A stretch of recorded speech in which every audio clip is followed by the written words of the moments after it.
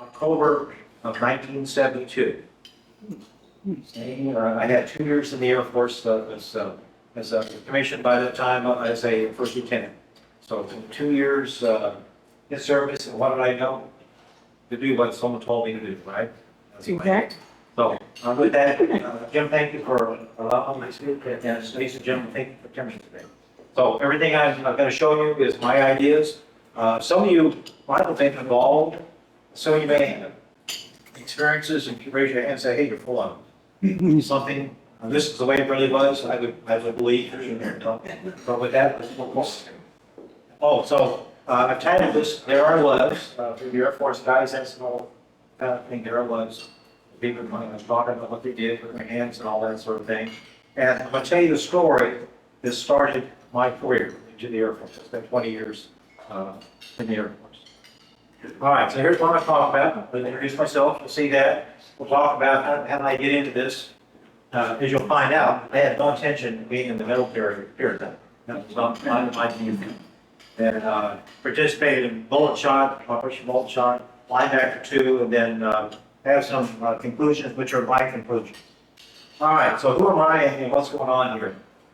First off, my wife and I were both raised in Southern California, and then we moved forward here. I went to San Diego State College at the time, graduated with an engineering degree, and ultimately when I was in the Air Force, I got a master's degree at the Air Force Institute of Technology. So Air Force officer from 1970, 1990. Just about 20 years, a little bit. That's what I did. I retired. I went to work for Rockwell Bowling and worked for them until 2011. I retired and became a professional volunteer. That's what I do today. Dave, Jaker, and I work together out in Axel. We work at Veteran Center, North Texas. You've probably seen me give presentations on Veteran Center, North Texas previously. Today, I'm changing my mode. So Keith asked me something about the story I was going to tell. And how many times have I done it? This is the first time, and this is actually the first time I've stood up in front of anybody telling you about it. So, and my wife will tell you, I don't talk about these things. Just, life goes on, and plus the rearview mirror stays here pretty much for me, so we're going forward here. I used to have a remote clipper. I left it along with some of my equipment to somebody, and lo and behold, that clipper didn't come back, so that's the way it is. That's why I'm hoping. Manual. So you're going to learn a lot more about the B-52. Some of you had experience, you could jump right in here. But I was exposed to B-52D. There was a whole series of aircraft that the Boeing company built, and I was privileged to be part of the B-52D at the time on the G's and the H's. D is where I spent most of my time, about 2,000 hours in the B-52D. It's a big airplane. People know about B-52s today. B-52D is a beer can in some place. They're all long. Some of the precedent beer cans have probably been recycled a million times. The aircraft, the B-52s that are here today, that are being used today are B-52Hs. They have larger engines. They're getting ready to be re-engined. They have a much better avionics than we had way back then. So it's a big airplane. It had carried a lot of ordnance in its time. It was deadly, as you'll find out here in just a moment. And of course, today's technology is so much better. One bomb can do as much as a bomb work. Because today's bombs are precision. They want to use fatal right here. We have 3 B-52s, 108 bombs. I mean, why come close to it? So it's just technology has changed over the years.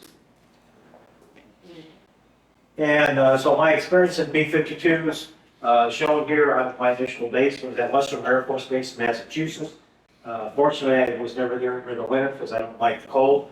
I was stationed in Guam, Newhouse Island, and then had 44 combat sorties in this airplane in a short period of time. And, mooring over, and that was in my combat activities. So, total of 4 missions over Hanoi, which is in Vietnam, and 3 missions in Vinh, which is on Vietnam. All of those involved SA-2 missiles. So they would have the opportunity to feel what that's all about. Eventually, I was stationed here at Carswell, which is now a joint reserve base, and flew out of Carswell for a while there.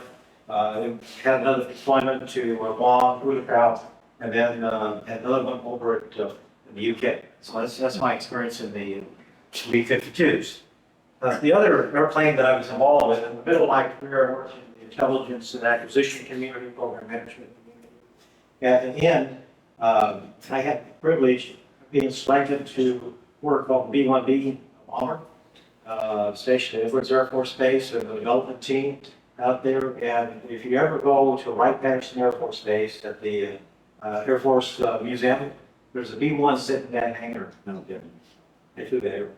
But it's kind of a privilege. Not many people can say there's an airplane. There's B-52s all over the place. I don't remember which ones I had the opportunity to be in. The B-1B, I flew was actually B-1A before. It was a B-1B, B-1A that was modified to try to look like a B-1B, and that's what we did the initial test on. Bring it forward. B-1B, great airplane. I had my doubts sometimes. It's the backbone of the bomber fleet. It's been a very, very heavy lifter in all of these recent wartime activities. And by the way, I was responsible to take the first one into Dulles Air Force Base in 1985. Those airplanes are now in the process of being retired. Just more than that. So that's another thing you don't normally see is bringing airplanes into the inventory now. But today I'm going to talk to you about linebacker, my experiences in the linebacker operations. But how did I get into this? So I graduated from high school in 1964. Some of you might have graduated about that time, maybe 1.5 decades ago with you. 64. 64, so we're classmates, right? So, but my goals had nothing to do with going military. I knew exactly what I wanted to do. And I actually ended up doing most of it. I wanted to go to college, get an engineering degree. Math and science was always been my forte. Well, big defense company in San Diego, the area I grew up, it was Convair. My desire was to become an engineer, to work for Convair, and design aircraft. So that's what I'm planning. Well, and my plan did not involve Vietnam War.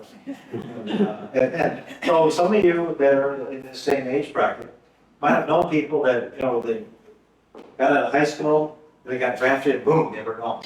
Yeah, so I knew quite a few guys like that. Yeah, look, this guy's that. Fortunately, when I graduated from high school, I was 17 years old, too young to register for the draft. So that was fine for me for a while. So going forward, I decided to go to a junior college first, just in case I got drafted. To the junior college, and then I went to San Diego State, and I was just dragging my heels because I knew a bunch of people that had been in and out of the Army. And I said, boy, that's just not for me. Not for off the Army or any of the services. Could have gone to the Navy. San Diego's a Navy senator. I decided to go in the Air Force. So driving down the road, well, before I get into that, so a funny thing happened to me on the way to someplace, right?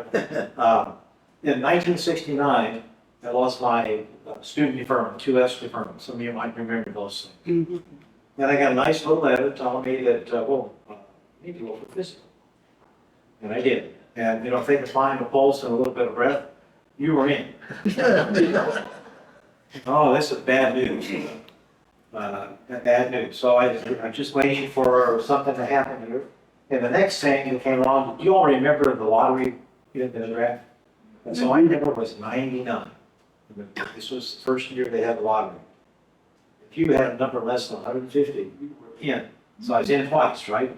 So that was a hairy situation. So Chris and I were married at the time. We'd been married for about a year and a little bit. So what am I going to do? I'm driving down the road, I see this sign, Air Force Recruit. I'm not kidding you. See the sign, Air Force Recruit. So I pull in there, and here's a sergeant. I didn't know what a sergeant was. And I said, you know, here's my situation. He says, fear not. Take a test, and then we're going to get you in the Air Force. And he did. I got a deferment, and I went in the Air Force. I had to go through OTS and all that sort of thing. And I was commissioned in October of 1970, and boom, I'm in the Air Force. But notice, Vietnam is going strong right now. 1968 was just a killer year for Vietnam. So he's remember that? Jim was there. Jim was there? Yeah. Oh, you were there. Okay, yeah. Ten. All right, so my first experience, I remember stationed at Westover, but got to Westover and I was gone. I was involved in what's called Operation Bullet Shot, or just Bullet Shot. And that was where there was President Nixon was starting to amass resources, trying to, this World War, as Jim was saying, was it going to end? This was good question. But we're starting to think about that and starting to have discussions. And again, some of you historians probably have more information about the Paris Peace Accords and that sort of thing. But they're starting to build up forces there at Guam, Anderson Air Force Base. And actually, we're moving a bunch of resources to Utapao, Thailand. And Utapao, Thailand is not too far from Bangkok. So anybody ever been there? Let's see. Jim has, you know. And it's a great place. Guam is maybe not a great place, but it's very strategically located, right? Guam. So anyway, that went on there. So so they started to amass B-52s in Utapao, and then eventually Guam, a bunch of them. So my first activity was in October when I got there, boom, gone, flying what we call milk runs. Milk run is loaded up with bombs. We get each of our D models, they're 84 500 pounders in this belly. Down and we would hang 750 pounders on the wings. We have 24 of those, so 108 bombs. But most of the time, just the internal. And we would take off, and I'll show you what happened in a little bit.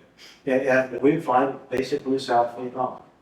There was a few other places we went, but primarily was South Vietnam on these milk runs. And we were always told, we don't suspect it, truck parks or troop massings. But the B-52 is flying between 30 and 35,000 feet.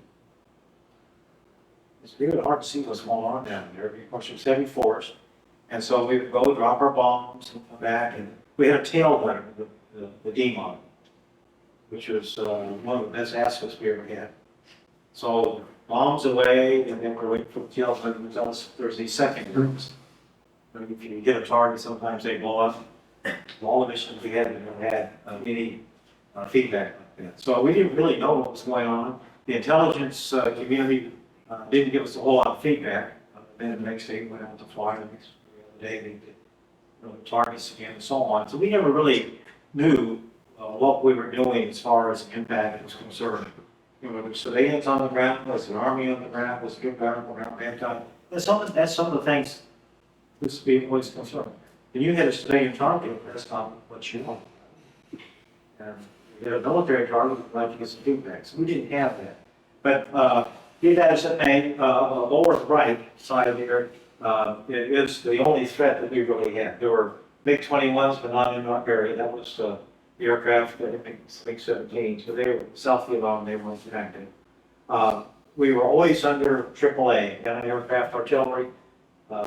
They were there shooting at us, but we were good up to about 12,000 feet. We were 30 and 35, so it was waste of their shells, and this was kind of entertaining to look at. So this down at the bottom is what's called that's the radar, fire king radar, going along with just that, went along with the guns they have.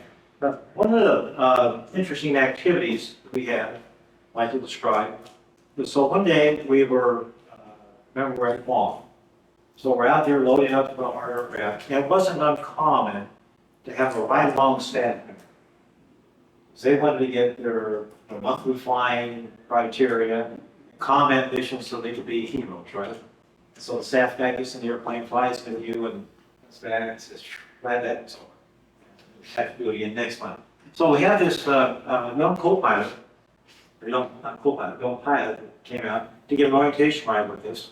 As you're moving into the theater, there were certain rides you get before you actually became in charge of your aircraft and so on.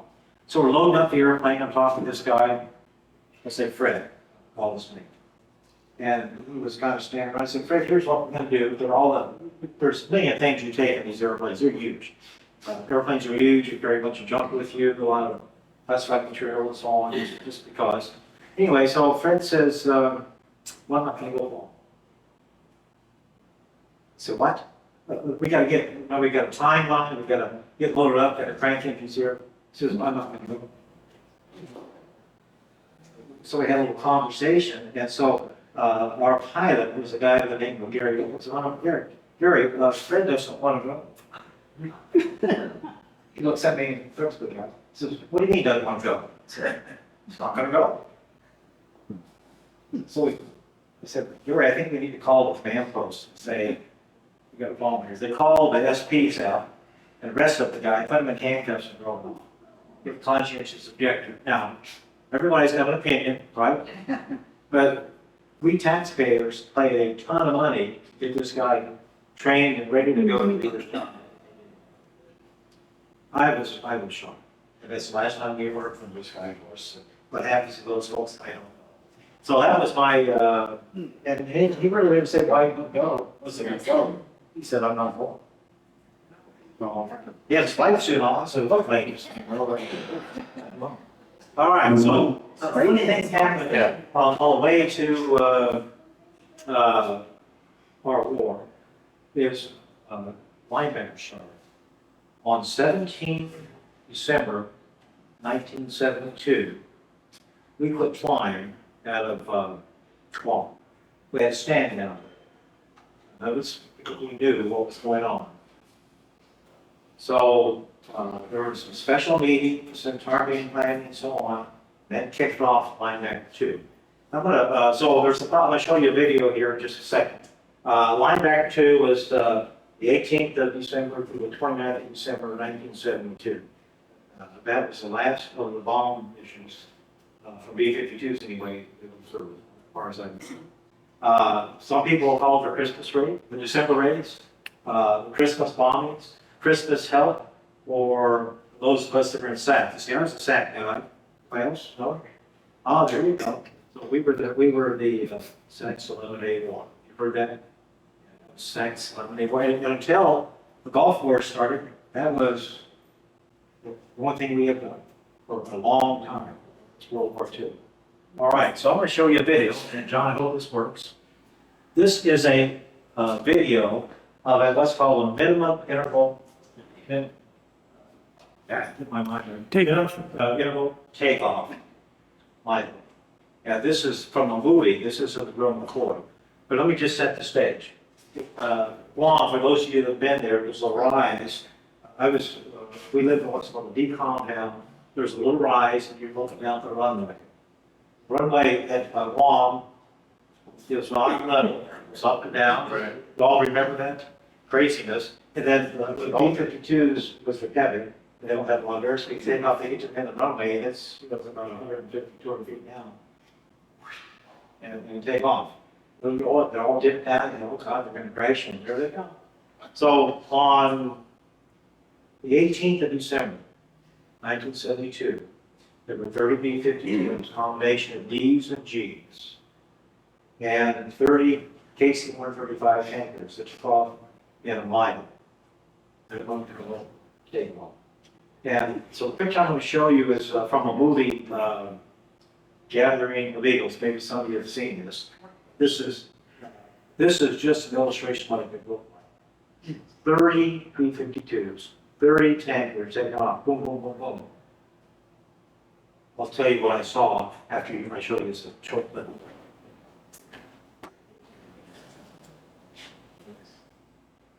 Come on, Sam. John. Oh.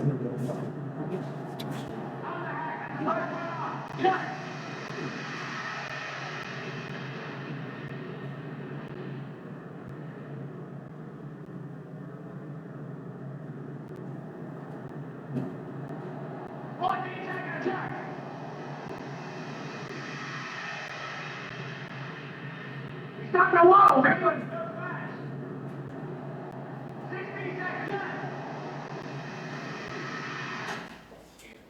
So this is not real. This is, they've done something to get this picture there.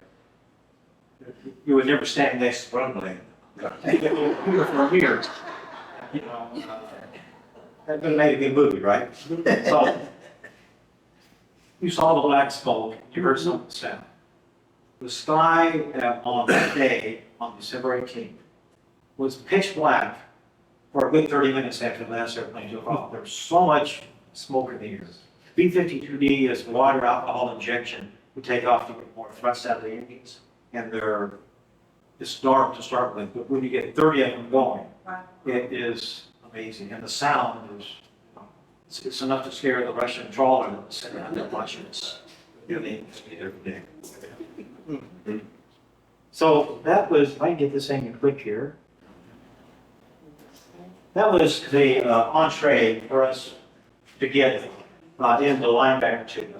So the threats in Linebacker II were different. I told you that in the South Vietnam Operation Bullet Shot, we call them milk runs, because there were no threats to concern. Linebacker II, however, was different. The little gizmo that you see on the left side there is an SA-2. SA-2 is a Russian missile system. Very deadly if you're in its range. Now, today it's old. Today it would still be deadly if they were using it. Some of the people, especially the flu fighters, said there's the flying telephone. That's what it was. This is a missile. It locks onto you. It's going about 2,400 miles an hour. So if it hits you, you're going to have a problem. And we lost quite a few aircraft to these missiles. And then on the right side is a MiG-21. MiG-21 was the other major threat in the theater at the time. Also a Russian aircraft. There are some suspicions that the Russians may have been operating these systems. I can't tell you one or the other because I don't know. Somehow the North Vietnamese had these weapon systems. And those were the threats that we had to face. Guys in tactical units were facing these guys all the time. But for SAC folks, this was the first time. By the way, B-52D, the tail gunner that I mentioned before, best asset we had. We had two of our, and they have four 50 caliber machine guns. They're in the back of the aircraft. We're sending back 158 feet behind them. You know, it takes a stomach of steel right back there. I'm sure all over the place. Two of our B-52 shot down MiG-21s. Two confirmed kills. Which is quite a miracle. She like get close. So today you would never fight like that because missiles were beyond line of sight, and but back in that era, that was quite an accomplishment. B-52 and still. And we had plenty of protection. We had F-4s and other aircraft that were there to support us. But a lot of times when you're dropping bombs, your fighter support is having to blow away because we can bomb our own fighters. Yeah. The bombs are moving. All right.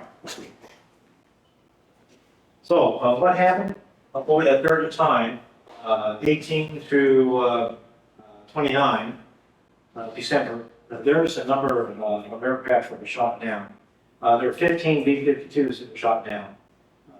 Majority of those were D models. I think there were 10 of the 15, and the rest of them were G models. And there's some 111s and other aircraft that were shot down during that same period. And how many aircraft do we have in the theater? B-52 ones. We have 155 B-52s that were flying these missions. You can imagine 155 bombers. That is a lot. That was half of the resources the Strategic Air Command had. Its primary mission was to deliver nuclear weapons to other places in the world. This was the side mission, if you will. During that period of time, 729 swords from either Guam or Hainan were flown. Unfortunately, I only had to fly one out of Guam because those flights are for 17 and a half hours up and back. Just for the ones out of Udall, Thailand, for about 4 hours. Except for one of each. So 17 or 15,000 tons of bombs were delivered on North Vietnam. So it made a mess up there. And there's an interesting fact. I got some of this information off of some sites that are online there. They estimated 2 million gallons of jet fuel, JP4, were used per day. So we don't go into major things in gallons. But remember, this is 1972. Who remembers what a gallon of gas cost in 1972? 29 cents. How much? 29. 29 cents? So, JP4 is kerosene. It's much cheaper than that. So, well, was a lot of fuel. It didn't cost too much by today's standards. Who carried the fuel? Who carries it? Who carried it to you? Who carried the fuel to you? To get them? Yeah. Yeah, well, of course, there's tankers that are constantly coming into the base, Oh, refueling. And No, then- but you said you were refueling the air. Casey once or, Casey 135, yeah. once or twice. Out of Guam, it's Yeah. 3 times. Three. Refuelings. Good. 2 going, 1 coming back. Good. Out of, Thailand, either 0 or 1, depends on the winds. Flew by Casey Minnesota. No, that was not my turn. Before it all- Yeah. All right, so I don't mind there, so a B-52D, you always sell the D models because of the tall tails. And then, our weapons were actually loaded in what you might call a magazine, and they were lifted up into the air. It made it a lot easier than trying to load them individually, except for the ones that were on the wings, and then they had to be loaded. On the upper right there is a picture of crew getting briefed.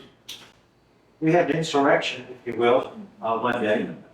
The first day of the war, December 18th, that night, we lost quite a few B-52s. See the number.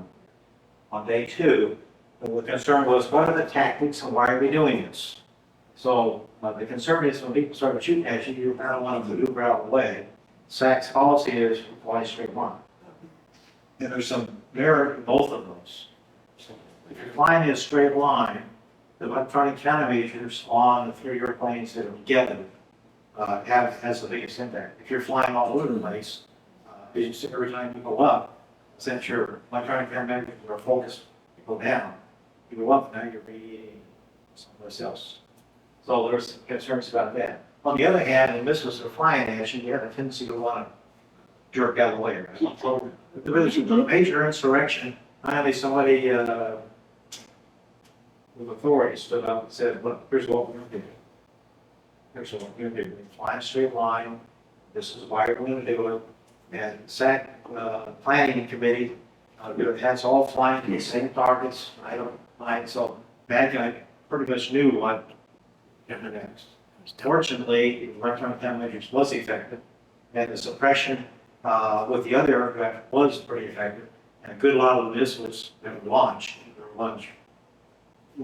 without guidance. They simply detonated without hitting, which is going to see a red flag. All right, so I happen to be at this presentation. That's not a picture, I don't think, but it was a whole room full of officers and airmen, and they were just almost at a fight. And I just didn't expect to see that in a Colonel Lieutenant, but almost ready to fight each other about what they're going to do and what they're not going to do. Finally, some colonels stood up and said, "Here's what we're going to do," and then settled things down. We took off, taken off, and then what did we do on the way to the target zone? Practice our maneuvers. So, you know, you can say one thing and do another. All right, so here's what happened. Linebacker II. So you either fly out of Guam or you fly out of USAF. At Guam, come up on top of the Philippines, come down, and get to North Vietnam. You can fly out of USAF, which I enjoyed a lot. You fly straight up there and get your purposes and that. So at one time we were flying out of Okinawa, but during my period of time, Okinawa wasn't being used for so there's the stories I flew out of Guam on 19, and then the rest of them are out of Udabao, which we're down. Okay, so what did I think about what was going on? Remember, I'm a young guy doing my job, and working like heck, I get to go home. So these are my feelings. Number one, so we flew on day 2, day 1 pattern. They lost 3 people, I think, that day. SAC trains you that you are almost invincible. You're almost invincible. Who would bother a strategic aircraft? Well, that's volume, right? So it was really shocked that we lost it. Just happened. It wasn't something we had scared to death. You talk to people that have been there and lost, and it was scared what's going to happen. We just told them, this is the first time for me, the first time for these other guys. Some of those guys have been on 3, 4, 5 deployments, never been really shot. This was a new adventure. Impressed, except for that insurrection, impressed with the professionalism that went on these every night. Every night. We would have last night breathing, that's for sure. And astonished that we would go up, we would release our weapons. We had primary, secondary, and tertiary targets we had to hit. Most of our weapons went to our primary target. On the very first mission, we flew. Got back out of the water. We went away from the equipment. And notice the flight suit was sopping wet. It was like it was a leak. It wasn't wet. It was just a profuse intensity of being in combat. The flight suit was, you couldn't believe what your body is doing in this environment. And there was absolute silence on the airplane. People were just trying to recover, get their composure back. Yeah, with this particular one, my first one, we had to go back long haul. So after a while, once we got back over the water, got a composure, we could start feeling people's breaths slowing down to regain. So and it does exhaust you. Now, for those of you who have been in combat in other areas, you should probably know what I'm talking about. I'm going to show you a video here. This is the last video I'm going to show, and I may not show it all because it's 5 minutes. But somebody has put together, this is a YouTube video, of information that was on the 26th of December, 1972. Now, we flew on the 24th, and then we had, there was a downwind, Christmas holiday. I guess that was supposed to bring people to the table, it didn't work. The 26th was the next day, we had resources back in the air. So what you can see here. The aircraft that I was on took off Budapest and landed. And I'll tell you what happened to that in just a moment. So bear with me here. I'm going to maybe fast forward just a little bit video here. There we go.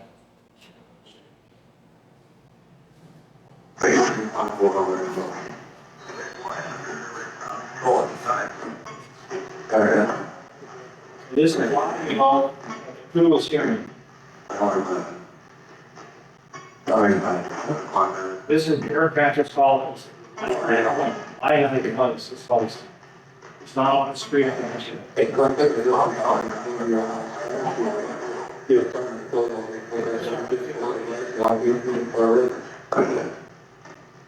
Mile back, 5 feet up all the way.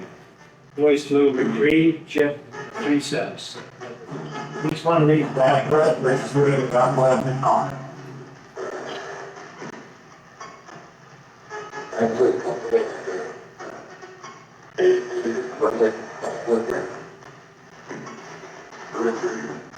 That's the right.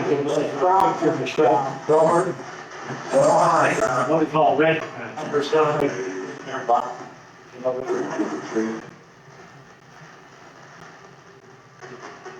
I do is what this airplane is.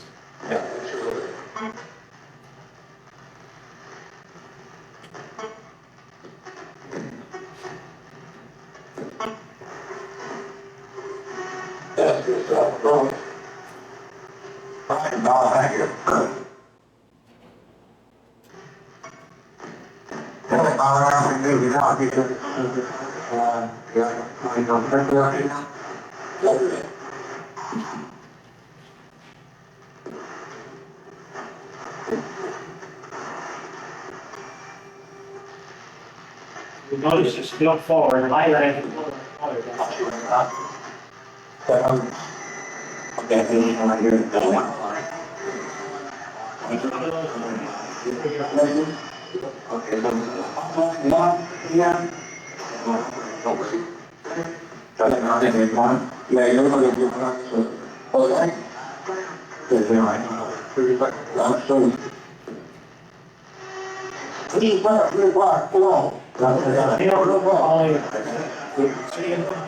He's calling.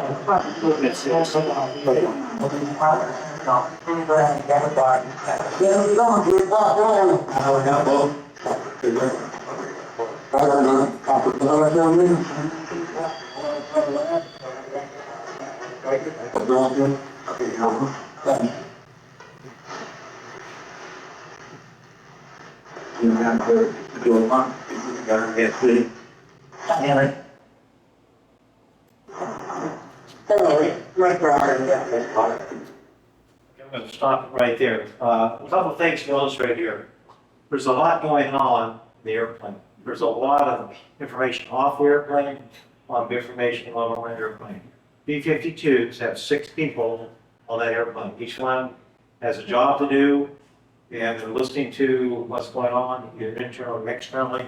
You've got flight controllers outside, you've got other airplanes outside. Every time someone gets hit, there's a moment in the theater that you experience and feel. Now, you've heard something about a Red Crown. Red Crown was a guided missile cruiser. That's a picture of Red Crown on the upper right there. The second best asset we had. First one was the tail gunner on B-52 because he's got eyes you can see behind the airplane. Second one was Red Crown. Red Crown was our, today we would call them AWACS, or some sort of situational awareness. On the ground, we would have the ability to tell when a baby would take off or when SAMs are being launched. You would call him out, and he was actually doing the air traffic control for us. Great relationship between the Air Force and the Navy. It's just really a good synergistic activity. I want to point out, you can see he's sort of in the middle here. First off, I didn't give you very good orientation. Okay, that's Hanoi. This is Haiphong. And North Vietnam is in this region up here. This is lilac, that's what you've been hearing in the conversation off the airplane. Ash is the one I'm going to talk about. Ash was the B-52D. Ash had taken off out of Guam. And took, we listened to the audio long ones, took 2 hits right here off the right of them.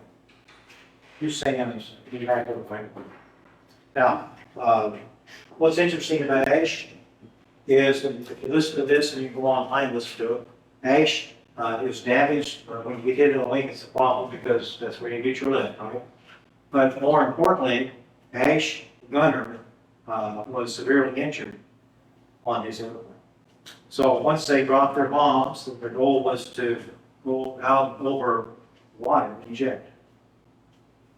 I was concerned about the gunner. Gunner has a little bit different situation for leaving the airplane. There are 5 ejection seats in the B-52D. Up or down, depends on where you are in the airplane. Gunner has to eject his tail gun off and jump out. Yeah, there's a whole mechanism. You've got to eject that out, push it off, explosive ejection, and he's got to jump out. So it takes a lot of courage to do any of that. And now he is disabled. Okay, where does he go when he jumps out? Out. He's the parachute? Yeah, well, yeah, but still, remember, this airplane has been severely damaged. Mhm. Right wing has been hit by 2 SAMs, and the tail gunner, the shrapnel, is severely injured. So what happens is the pilot decides to try to get down.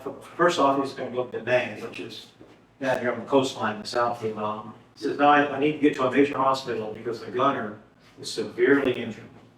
So he's going to look. So our aircraft had landed earlier, and we're in our parking spot. We could hear what was going on as Ash came in.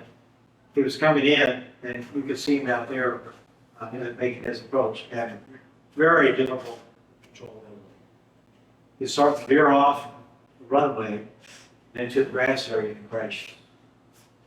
Right before he gets to the end.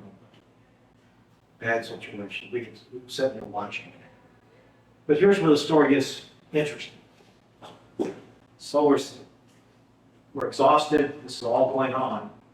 There's a crew bus that stops. Out comes the door is a guy by the name of Captain Diefenbach. This guy here is the hero on my mind. I don't know what kind of decoration he ever received about it. He jumps out, he climbs over the fence, runs out, and commandeers a Thai bus that's on the runway out there. Has the bus go towards his airplane, which is on fire. Jumps out of his bus and runs into this airplane that is full of fuel. Who knows how many bombs are still left on it. And he runs up there and is able to grab somehow a co-pilot out of the seat and has to cut him out. Pulls him out of the airplane. How he did that, I have no idea. Absolutely. I mean, why would you do that? Because you're a patriot and you see the opportunities. Pulls him out of the airplane. The gunner, as you remember, was severely injured. What's interesting about B-52D is when you crash, the tail breaks off. So here comes the gunner, bouncing down the runway or the field wherever he was. And so there's only 2 people that survived that crash. The co-pilot that he's able to rip out, and the gunner that survived from the crash. Real well. I just can't guess. The crew, are they already wearing parachutes, or do we have to put them on when they need? Oh, no, you are strapped in with a parachute, injection seats, and yeah, you are, not much you can do. You're ready to go. So they didn't try to eject it? They did not want to do that because they were afraid the gunner wouldn't make it. Oh, Yeah. I think they just simply lucky. How old was it? It was, so every time I read about it, it's when I'm thinking about this, it's just great. All right, enough of that. So, here's where, what is, again, was it worth it? Was it worth it? Well, the politicians probably could tell you yes or no, the statisticians, strategic folks, but from a military perspective, the goal was to try to get the Vietnamese back to the bargaining table and negotiating table, so that was successful. So everything that I know and read about was considered a success. There's probably a lot of people that would have other opinions. That's just the way it is. What happened? We lost a total of 27 aircraft in this operation, the 11-day war, of which 15 were B-52s. We had 23 crew members that were killed, and we had 49 POWs taken. So, is it worth it? What's life? Okay, so what are some of my observations? The first one is probably a weird observation, but it's my observation. When you go through something like this, it is exhausting. It's draining, it's mentally, you set your mind to it, but there's some sort of euphoric adrenaline which you get out of surviving. It's just a weird feeling. I wouldn't advocate it, but you feel like, my God, I just cheated death. I mentioned the 2 most important assets was the B-52D tail gunner and red gunner. So I don't normally say too many positive things about the Navy, but red say our Navy. So it takes a lot of fortitude. Doing it once, one thing, night after night after night. It takes courage to do that, and our crew members, for the most part, did a good job. I mentioned the guy that rescued this guy, Diefenbach. I don't know where he is today. It's unbelievable. One of my airlines of success. The conscience of the objector, I'll never forget that guy. I would have had enough sense that I would staying down and just say, are you getting married or what? There were some cases that are documented where crews somehow made it so the airplane couldn't fly, so they didn't take off and participate like you wrote. And that's discouraging. I talked about the discord amongst the crew about tactics and how you come to do business there. And then the other thing that really gets me today is the apathy. We were flying South Vietnam missions over and over, dropping bombs without really knowing what somebody knew what we were hitting and what was going on. But that, there's that feeling of victory and the feeling of what's going on with the civilian population. We're not there to kill civilians, we're there to take care of the enemy.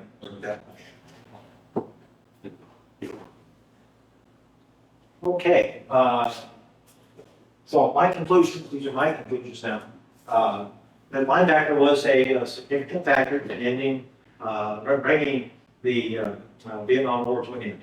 After this, President Nixon and his team met, and that was the end of basically linebacker.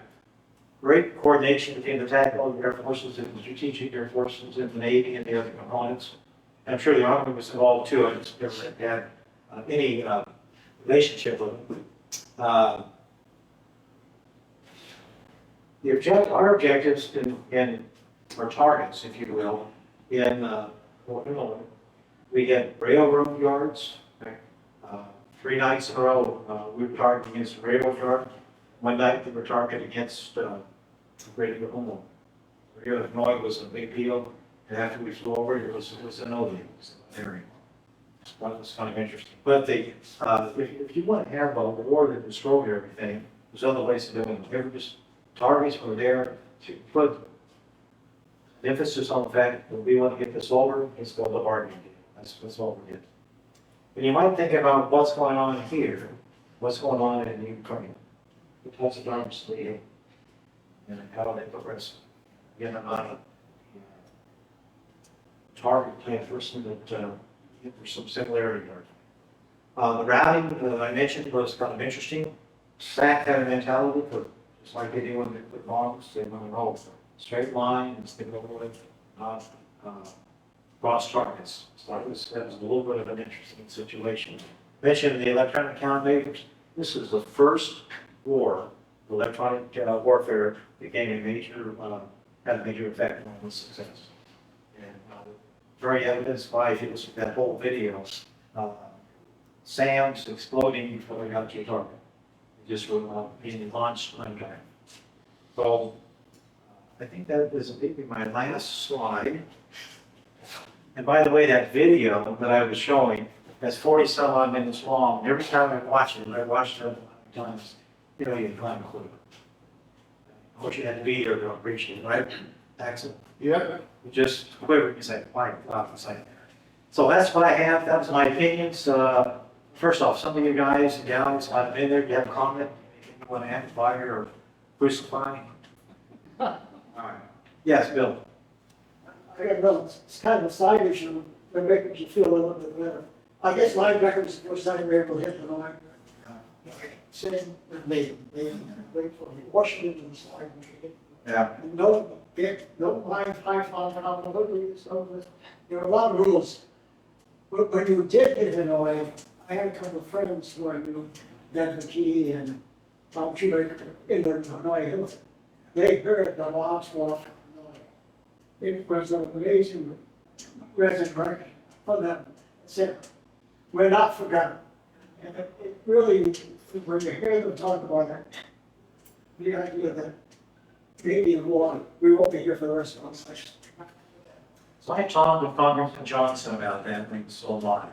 We said we were so thankful it was happening. And of course, got bombed in just as easy as not by accident. It was people I talked to were very comments, questions. So that means they could be with the spread their bodies, social media defense issues. Oh, yeah. Only got force after flying. Of course, the SO2s didn't turn on until we got there. Yeah. Oh, but there were playing chat forums, so we're standing off cameras, very coordinated. I mean, it was just, and So if you're running an SA2, you don't want to run it on this target that you want to go ahead for. You know, the number one, when they captured Vietnamese, they asked, well, what is the worst thing we can think? B-52.